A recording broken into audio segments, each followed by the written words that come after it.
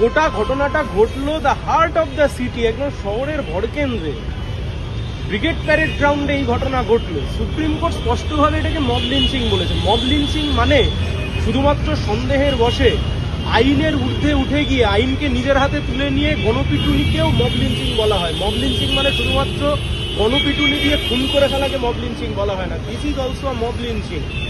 পশ্চিমবাংলায় আজকে mob lynching হচ্ছে এবং দিস ইজ ভেরি আনফর্চুনেট যে আজকে আমাদেরকে থানা অব্দি আসতে হচ্ছে। অ্যাজ এ সিটিজেন আমাদেরকে আজকে থানা অব্দি আসতে হচ্ছে। This is very unfortunate. তার কারণ পুলিশের কাছে এই স্কোপ তো রয়েছে, পুলিশের কাছে এই পাওয়ার রয়েছে, পুলিশের কাছে এই প্রভিশনস রয়েছে যে পুলিশ নিজে সুমোটোতে এফআইআর করে পুলিশ ইনভেস্টিগেট করতে পারে। মব লিঞ্চিং আটকানোর জন্য আমাদের দেশের সুপ্রিম কোর্ট পুনাওয়ালা মামলাতে এক নির্দিষ্ট গাইডলাইন দিয়েছে। সেই গাইডলাইনের তোয়াক্কা করেছে আমাদের রাজ্যের সরকার। This is very unfortunate. Law and order is a state subject. আমরা এক্সপেক্ট করেছিলাম state law and order protect করবার জন্য। যে ঘটনা ঘটেছে মব লিঞ্চিং এর ঘটনা, গরিব মানুষের ওপর যেভাবে আক্রমণ হয়েছে, তার বিরুদ্ধে স্টেট সুমোটো অ্যাকশন নেবে।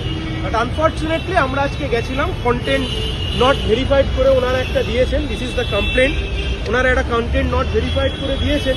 আমরা আশা করি এর একটা বিহিত হবে। This cannot be done. একটা স্বাধীন ডেমোক্রেটিক দেশে এ কখনো চলতে পারে না।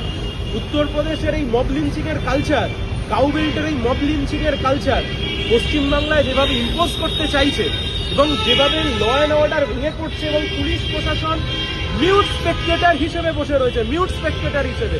হিউম্যান রাইটস কমিশন কোথায়? মানবাধিকার কমিশন কোথায়? কারুর কোনো দেখা নেই।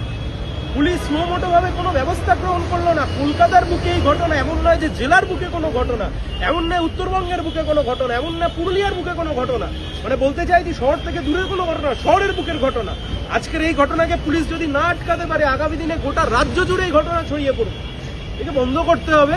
আমরা কমপ্লেন দিয়েছি, আমরা আশা করি পুলিশ ব্যবস্থা গ্রহণ করবে। যদি না করে তাহলে আইনের পথে যাওয়া হয় আমরা তাই।